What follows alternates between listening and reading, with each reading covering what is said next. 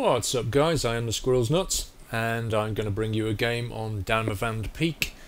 And in this game I'm teamed up with my real life friend Ham-Fisted Wook, and we're going to basically take hold of a tank and proceed to push the other team right back to their spawn and hold them there for the entire game. Now I've not really made any videos these past few days. Battlefield came out in the UK on Friday and I've pretty much been playing it on PC and PS3 since then. This particular game is on the PS3, which for some reason I seem to have a lot better win-loss ratio on than I do on PC. I can't really account for that, I don't know. I've played them almost equally. So I take A and come down to B. Now normally if the other team's got a tank at this point, they'll either meet you right here or have rushed it, or as in this particular case I get there just before them, so I get a quick shot back up so that his shell misses me and get a second shot in. So now I've got two shots on him, so he's backing off quite a bit. Now that walkway there is an interesting one. I see this flashlight, but I need to deal with this tank first. And what I'm going to do is I'm going to start using some of the new things that I've got on a tank. So over here you'll see me using the LMG, which is built onto the barrel. And the other sort of change I made to the tank recently is I did have the smoke canisters, which is pretty good for hiding yourself, but it kind of leaves your gunner a bit screwed. Every time you drop some smoke he can't see a damn thing, so he can't actually pick anything off. So having unlocked the optical zoom on this tank, I decided to give it a whirl, and I have to say I kind of like it. I mean, this is a particularly small map really, but you'll see I end up using the optical sight to pretty good effect. On bigger maps like Caspian and so on, it's going to be massively useful being able to take out targets much longer range. So at the moment I'm just holding B. Anybody who's played Damavand Peak on Conquest knows that B is the node to keep hold of. If you can hold your base in B, then you're going to win the game basically. I have considered laying mines down, but instead I decided to try and push forward because I think to myself, well, there's not much point laying mines down here. If a tank's going to come through, I'm going to see it. So I'm just checking out these various tunnels because I realise there's so much wreckage around that I can't actually make any headway. Or so I think. Turns out that not all this wreckage is impassable. In particular, when I want to go down this direction here, this turns into dust, which is quite amazing for metal wreckage. So hello, this is your unlucky day, my friend. You and your mate at the back there. Once again, that gun is extremely useful. Having a guy with a gun and you've got your own gun you can use obviously while your shell's reloading is extremely useful for picking off infantry. So I'm just scouting the area out. I'm not really sure what to expect coming down towards this tunnel here, but you'll see in a second the zoom comes in. There you go. That gives me a much clearer picture, and I'm wondering whether to move forward and cap this node, but then I start seeing trucks and infantry coming down, and you know, you can just make light work of that, can't you? So they do have a tank which I took out before, so it's due for a respawn any minute, and I think we'll see in a minute a bit of a tank war going on. So yeah, I'm just kind of holding this node and holding the entrance, and decide to push forward and try and capture the node as well. Being a little bit greedy I suppose, but this is quite a short game because we do end up capturing all three and pretty much spawn trapping them. Their only way around this at this point is to take that heli and fly over the mountain and go back and cap A. But you know, having just seen one of the helis take off, well, so there is only one heli, but having seen the heli take off and the guy just bins it, he's not exactly being useful to his team. He should really leave that to somebody that can fly, but that's his business. So yeah, I really think I like this zoom actually compared to the smoke. What I'm not sure about is whether there's the tank now, you see, and in comes zoom. I've got a huge advantage here. I can just get shells on him all day long. He can't really hit me, and it's just game over for him.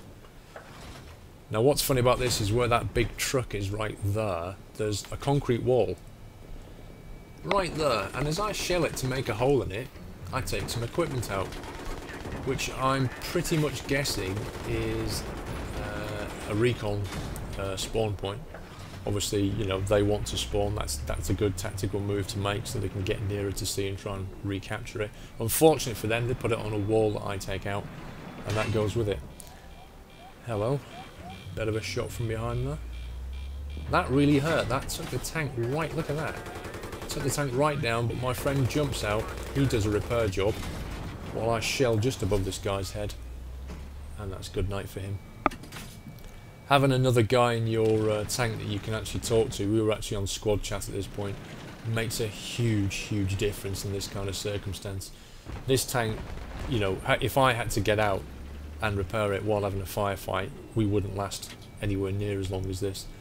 But yeah, so it's a little bit boring at this point. I'm kind of just waiting to see what happens. I know they're all up there, spawning away, probably wondering how they're going to make a push on this. Their only hope is that helicopter to go over the top, or maybe make a run for it in a fast vehicle.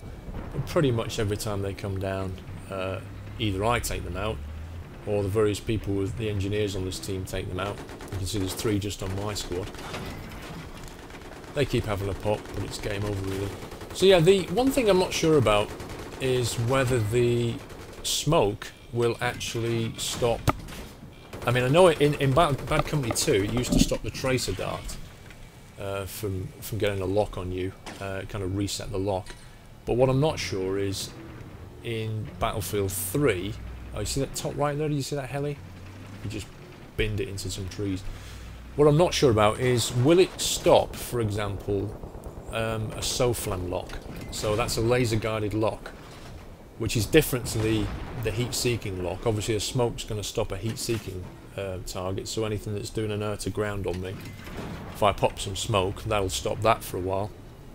But the SOFLAM, which people are just starting to sort of unlock now and use in anger, actually puts a laser designation on your tank. So I'm not sure if that would stop it, to be honest. I don't think it would. It doesn't really make sense that it would, but I've yet to unlock it. The next unlock for me on this tank is going to be an an infrared target scope, which is, you know, I really like the sound of that. I've actually got that on my Scar H, and I love it. I really love the infrared aspects to it. You can just basically see people that are camouflaged in all of this wonderful shrubbery that Battlefield 3 has. Particularly good for taking out snipers. I mean, at the top of these mining conveyor belts here is quite often a favourite spot for snipers. They just kind of lie down up there, and if you've got your infrared, you just see them from miles away. You just mark them up. Somebody will pick them out. But even, you know, in the tunnels, in this tunnel in here, if you've got an infrared scope on your assault rifle, then you've got a huge advantage. I mean, I know people with attack lights can flash you in the face and that gives them an advantage, but when you can pick people off, I've had people camping it up in rocks in the dark and you just can't see where the hell they are. Walk around with an infrared scope and you can, so I'm really looking forward to getting that on the tank just to see how it goes, but it will mean sacrificing this zoom because I don't think they can be combined. I could be wrong about that, but I don't think they're combined. I think it's more likely to be zoom and gun, or infrared and gun, but we shall see. It's round about this point normally that when people get spawn trapped like this, they start to leave, so you'll see me bringing up the scoreboard, and I think, you know, we end up about 3 players more than them at some point as people just bail out, and I'm not really surprised. This isn't very enjoyable for them. The team's obviously not coordinated enough to repel us pushing them forward. So yeah, basically I spent the entire game around about at sea and just taking them out on the way in, as you can see here. Now I do actually die soon, and the reason for that, I think, is my teammate, he gets out to sort of repair our tank and gets killed in the process, and I stay in the tank too long. It's my own mistake, to be quite honest with you. And then an engineer comes up behind us, and although actually when he takes us out, it's a bit strange. I'm not really sure how he manages to take us out. He damages the tank, but then I think it's on about 40%, and suddenly without warning, the tank blows up. Bit odd. He doesn't have a rocket launcher on the kill cam either, so I'm not sure how it happens. Anyway, another bit of tank wars. Instantly disabled.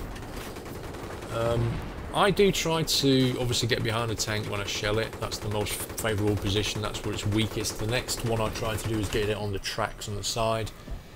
Failing that, I'll try and hit the turret on top, and finally I'll try and hit the front. So, you know, if you're going tank on tank, one of the big advantages of this guy here, I think he gets... Yeah, there you go, look at that. You don't fly a helicopter straight into a tank. I mean, that's just crazy. He should have taken off, gone around the map a bit, and gone and capped out. Or at least tried to get behind me. So yeah, basically this game, as you can see now, I'm on 26, 20, 18, so, should have got out at this point, and I don't. So that's what killed me. Watching back on the video was interesting. I actually thought the guy would take me out, but he hadn't. He basically disabled my vehicle, and I was too stupid to get out on time. Never mind, so that was my one and only death. And here you'll see the Scar H with a bit of optics. And look at that, isn't that just glorious? This is a look at that. I anticipated he was going to reverse and aimed it to sort of intercept the back of him, and then he suddenly stopped as I shot the rocket and completely failed to hit him. But look, brilliant. This makes picking off people so much easier. But I don't know about you, I always basically mark people, if I can, just before I start shooting. Just in case I die, that means somebody else will pick them up, and that's just good battlefield tactics really, isn't it? So yeah, that was an interesting game. 15 for 1, 4,000 points, but my friend, you'll see, 2 for 1, and he gets 2,300 points off 2 kills. That's, you know, astounding. That's Battlefield, isn't it? You can still do so well just providing support to a teammate by, you know, repairing the vehicle. Absolutely fantastic. I shall have more videos coming soon. I think I'll do one about the thermal scope when I get it. That's all from me, guys. Thanks for watching. See you soon.